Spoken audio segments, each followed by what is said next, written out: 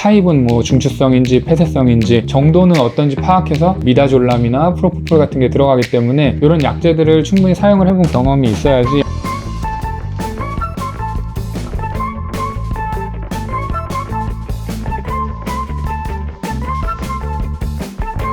네, 안녕하세요. 닥터공TV 이용주입니다. 이번 영상에서는 수면 다원 검사 외에도 수면 검사 중에 많이 시행하는 약물 유도와 수면 내시경에 대해서 설명드려 보도록 하겠습니다. 우리가 코골이가 있어서 뭐 코골이 검사나 뭐 수면 검사나 이런 거를 알아보시게 된다면 가장 먼저 뭐 인터넷에 접할 수 있는 것이 수면 다원 검사일 겁니다. 수면 다원 검사는 환자가 자는 과정에 뇌파나 흉곽 움직임이나 산소 포화도나 자는 모습을 비디오로 찍는다거나 해서 환자의 수면을 종합적으로 다원적으로 평가하는 게 이제 수면 다원 검사고, 그 검사를 통해서 이제 환자의 코골이의 정도, 무호흡의 정도는 어떤지, 타입은 뭐 중추성인지 폐쇄성인지 정도는 어떤지 파악해서 이 검사에서 수치가 어느 정도 나와줘야지 건강보험에 적용을 받을 수 있는 기준적인 검사가 된다고 보시면 될 것 같습니다. 이게 일반적으로 코골이 환자분들이 따라가는 절차인데, 약물 유도와 수면 내시경을 시행하는 병원이 사실은 그렇게 많지는 않은데, 약물 유도와 수면 내시경은 수면 다원 검사와 달리 폐쇄성 수면 무호흡이 있을 때, 즉 상기도의 어디가 조금 좁아지면서 코골이를 할 때 실제로 그럼 어디서 지금 코골이를 하고 있느냐, 그거를 파악하는 검사입니다. 저희 병원 같은 경우는 이제 코골이 환자가 수면 다원 검사를 해서 어떤 수치가 나오면 수술적인 치료를 할 거냐 양압기를 할 거냐 이런 걸 따져서 수술적인 치료가 필요하다고 하면 약물 유도와 수면 내시경을 해서 전신 마취하에서 코골이 수술을 시행을 하기 때문에, 이러한 수술을 위해서는 수면 유도제를 통해서 환자가 어느 부분에서 코를 고는지까지 다 확인하는 절차를 시행을 하고 있습니다. 그래서 이 약물 유도와 수면 내시경은 환자를 수술방에 눕혀놓고 수면을 유도하는 마취약을 투여해서 환자를 얕은 농도의 수면 유도제를 통해서 환자를 수면에 들게 합니다. 드르렁드렁 코를 골기 시작한다거나 이제 무호흡이 생기게 되는데, 그때 이제 내시경을 환자의 코를 통해서 삽입해서 실제로 어떤 부분에서 이제 코를 고는지 확인을 하게 됩니다. 연구개에서 고는지, 천장 뒤에 야들야들한 부분, 혹은 혀 뿌리에서 고는지, 그 밑에 이제 후두덕개나 이런 데 문제는 없는지, 그런 걸 보고 약물 유도와 수면 내시경은 딱 판독하는 기준이 있어서 그거대로 이제 판독을 해서 평가를 하게 되는데, 저희가 이 약물 유도와 수면 내시경을 실제로 시행하는 영상을 얼마 전에 유튜브에 올려놨으니까 그거를 좀 참고하시면 아마 도움이 되실 겁니다. 앞서 말씀드린 것처럼 이제 약물 유도와 수면 내시경은 이 코골이 환자에서 수술적인 치료를 시행하기에 앞서 평가하기 위해서 시행되는 검사인 경우가 많기 때문에, 그 병원에서 코골이 수술 자체도 시행하는지 먼저 확인을 해 보시고, 그리고 수면 마취제가 들어가거든요. 뭐 미다졸람이나 프로포폴 같은 게 들어가기 때문에 이런 약재들을 충분히 사용을 해본 경험이 있어야지 아마 환자를 적정한 정도의 깊이로 수면을 유도를 할 수가 있을 거라고 생각되기 때문에, 그런 경험이 좀 있는 데서 병원을 선택해서 검사를 받으시는 게 맞을 것 같고, 꼭 코골이 수술을 하지 않는다고 하더라도 어디서 자기가 코를 고는지 정확히 알고 싶어 하시는 경우들도 있고, 또 이 결과를 가지고 이제 뭐 상급병원의 치과 이런 거 전진술할 때 이런 결과가 필요한 경우도 있어서 그런 경우에도 시행하러 오시기도 합니다. 네, 이번 영상에서는 이제 약물 유도와 수면 내시경에 대해서 설명드렸는데요. 추가로 뭐 궁금하신 점이 있거나